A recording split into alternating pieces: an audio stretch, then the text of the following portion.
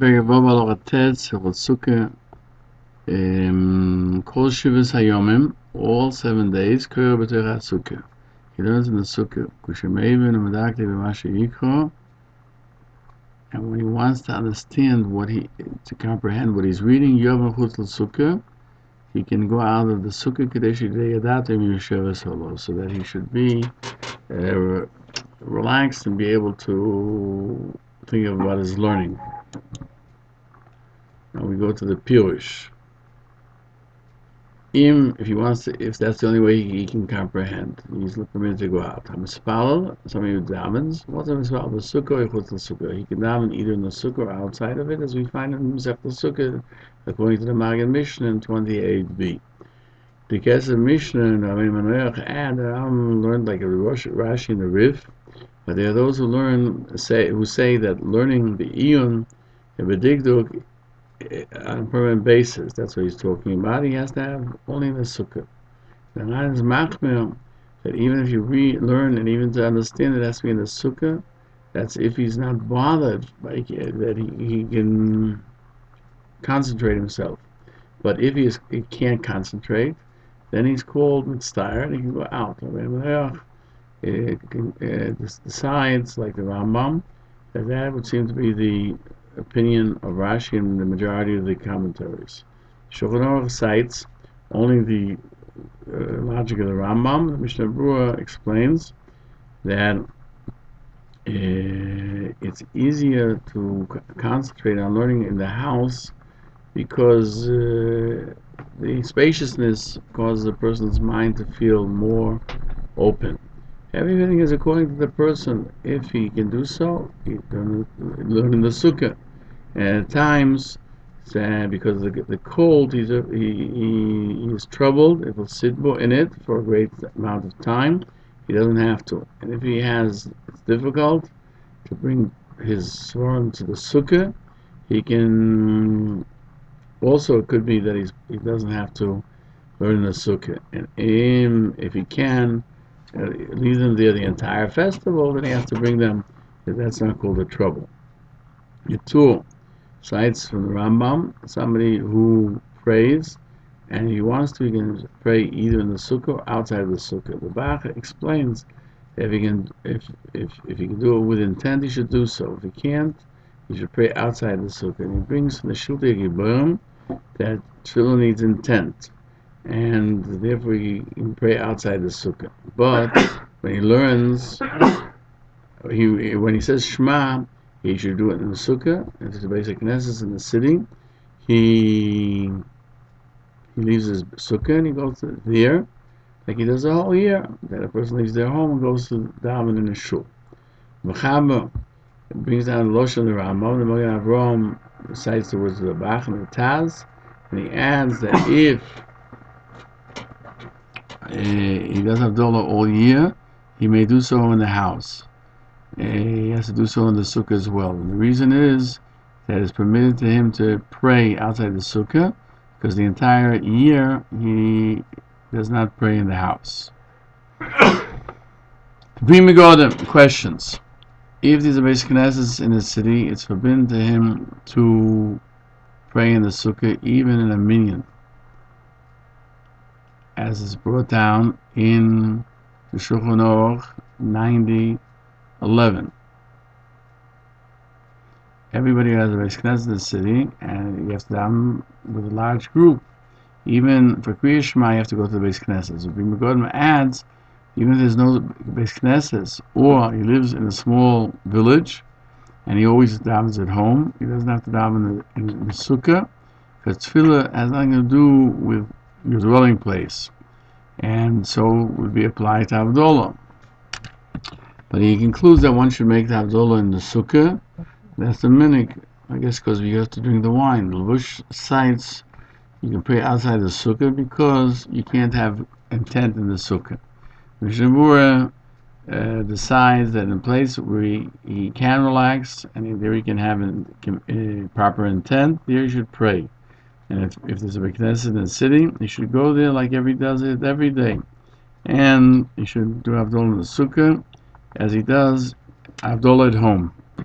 Now we're learning Perek Vav Halacha Yud. Yodug Shomim. Areze Nechmas Derech Beiso. If while he's in the sukkah and the rain comes down, he goes into the house. So we're learning the Peirush. He doesn't have to sit there. Me'emasai mutar lefanois. When is he permitted to leave the sukkah? Mishiyodo l'teichus sukkah tipois. When you have drops coming into the sukkah. Sheyiplu l'teich tafshul. Drops that if they fell into the food, ha'inin b'sukkah, which is inside the sukkah, yibosel, the food will become unedible. Afilu tafshul shel pul, that's the type of beans, that takes, is very quick to become spoiled.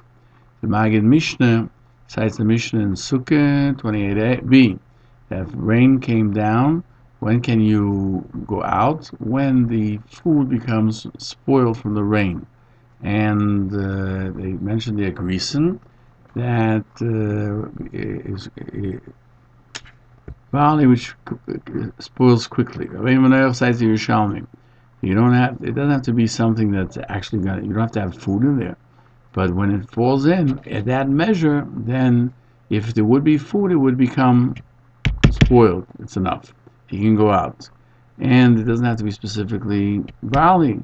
And we find Nagos Maimonides in Yerushalmi. Rae Gann explains that he said grisen as a leniency, that it becomes quickly spoiled more so than anything else. And he sees the Rambam writes, even, and the word even means that to infer that it happens quickly. According to them, we understand that the Rambam didn't say the Bavli, that we're talking about a item which is cooked with barley, only but rather like the Yerushalmi, that would anything at all, and therefore he mentions pul, which is beans, which is even faster to spoil. The Magid Mishnah only brings down the words of the Bavli, which is a barley, and he understood that this was the intent of the Rambam when he says tafshul shel pul, he's talking about barley, and so the Gemara adds, and so we find Peirush HaMeir, the Rambam writes that we're talking about barley, and that is pulen tchunim, which so we see pulen means barley. That this is called something that easily spoils from water, and the word grisim means it is something that you mince and grind. If he was sitting in the sukkah and rain came down and he went into the house when you're allowed to, now the rain stopped. You do not have to go back. Now it says there that night, and why is it's extra really? And it's taken out it was put in by mistake from the words as we'll see regarding sleep. Ad Moshe to when does he have to go back? So he completes his meal and then he goes back. Hayoshin. If he was sleeping, and rain came down at night, and he went into the house. The rain has ceased. We do not obligate him to go back to the sukkah that night. He's permitted to go into that house until daybreak. It's the Mishnah in Sukkah. This is the Gemara in Sukkah 29:8. Rae Gann says that the Rambam and the Rif had a text in the Gemara that he not until the morning light, but rather until he wakes up, or shiur until there be light. And if the Amud Ashachar went up and he didn't wake up, you have to wake him up because he has to go back to the sukkah because there's light outside. Magid Mishnah writes that there's one who writes until he gets up, and that means you don't have to wake him up, even though the morning stars come up. Just like a suda, you don't get him up until he finishes the sukkah. The same thing would apply to sleep. Rae Gann cites Rashi in Sukkah 29, who has a text with the ayin and till the Amud HaShachar, that even if he's up, you don't require him to go out. In other words, if he woke up in the middle of the dark, he doesn't have to go out till morning. And if he's sleeping after the Amud HaShachar, you don't have to get up because he's sleeping. So there's you need to fulfill two conditions to wake him up. He should be awake, and the morning star the light should be outside. Halacha Mishnah learns that the text of the Rambam was till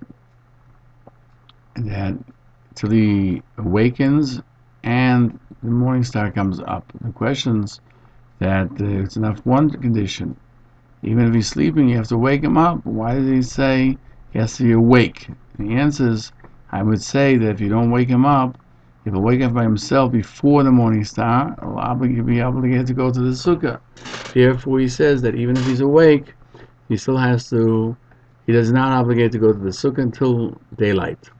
The Torah says, somebody wakes up from his sleep at night, or the morning star came up, before he woke up, you do not have to go back, because he needs both conditions. But if he's awake and it's not daybreak yet, or it's daybreak but he's not up, he doesn't have to go back. The Shulchan Aruch takes the language of the Rambam. If he was eating in the sukkah and rain came down and he went to his house and the rain stopped, you do not require him to go back to the sukkah until he finishes his meal. The Mishnah Berurah adds, and even if rain came down when he was in the house and he ate in his house and the rain stopped, he doesn't have to stop eating the meal, but he finishes it in his home. However, if he ate in the sukkah and when the rain started to come down, he went to the house before he continued in the house, the rain stopped, he should go back to the sukkah. The Machon Nesher HaGodol continues. If he was sleeping and the rain came down at night, he went to the house and the rain stopped, you do not require him to go back to the sukkah that night, but he sleeps in the house until daybreak. The Mishnah Berurah explains that even if he wakes up, he doesn't have to go to the sukkah before daybreak. The Rambam explains, cites the Torah, that it's not enough that there's daybreak, he has to awaken alone, himself. The Mishnah Berurah points out that he's not obligated to set aside a guard to wake him up. The Rambam adds an insight that somebody who doesn't know how much rain there is, which would cause the food to be spoiled, and there's no food in front of him, he can make a guesstimation if this amount of rain would fall in his house, would he go out? Then he can go from the sukkah. Further, he says, somebody sleeps in the sukkah and rain came in, he doesn't have to figure out how much will cause whether it's enough to cause the spoilage, because even a small amount of rain you can't sleep. It's different than food. So Rambam doesn't mention whether he can go out in the first night, even before he ate a kazayas or not, which is the obligation. Machon Nesher says that only in the other days he can go out, because he was not in the house when the rain came down and his food become spoiled. Therefore he's bought from a sukkah. But on the first night he's obligated to eat in the sukkah, is not because Teshuv came to do, because there's obligations we said of 15:15, and just like matzah you have to eat, and you have to work to sit in the sukkah, even if he's in torment during that eating of the kazayas. Magen Mishnah cites from Tosfos that since the first night is an obligation, even if rain comes down, you have to sit in the sukkah. The Rashba says you don't have to. The Magen Mishnah says that is the Halacha. You don't have to. The Rambam obligates one to eat in the sukkah first night, even if rain came down like Tosfos, the Ran and the Rosh and the Torah. And since we learn Xer because of 15:15 from matzah, just like somebody who's in torment has to eat matzah on the night of Pesach, and in any case, so too, somebody who is troubled by the rain has to eat a kazayas of bread in the sukkah. The Mishnah Berurah cites that there were great early commentaries over the opinion that the Xer wasn't said in this regard. Even the first night he doesn't have to eat a kazayas in the sukkah in the rain, and therefore he concludes. Many achronim conclude you shouldn't make leisha basukkah because there's safek brocha, and we're not sure if he should be sitting in the sukkah. He cites in the Chayei Odom and Bikuri Yaakov that one should wait until midnight, even if rain came down. Maybe it'll stop, and he can go in and make the brocha leisha basukkah and to eat. The Shai Tshuva writes You shouldn't wait till midnight, because he's not fulfilling the obligation of happiness in the yontif.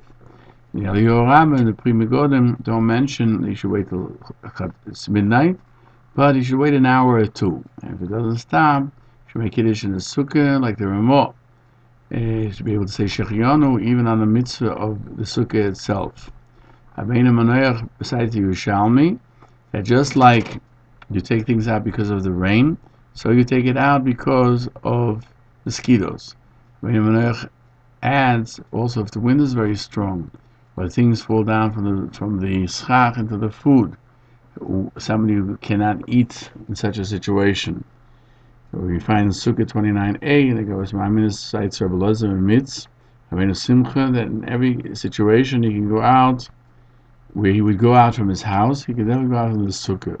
Like Rabbi Yosef, who went out because there was a bad smell, and he explained that he is temperamental, and therefore for him it's the same level that other people would have, spoilage of their food.